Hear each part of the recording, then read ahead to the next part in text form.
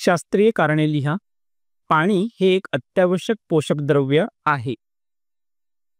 मानवी शरीरात अंदाजे 65 ते 70% पाणी असते. तसेच रक्तद्रव्यात 90% पाणी असते.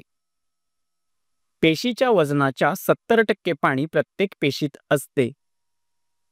पाण्याचे प्रमाण थोडे जरी कमी झाले तरी शरीराचे कामकाज बिघडते. पेशींचे कार्य पाण्याविना योग्यरित्या चालत नाही, म्हणून पाणी हे अत्यावश्यक पोषक द्रव्य ठरते.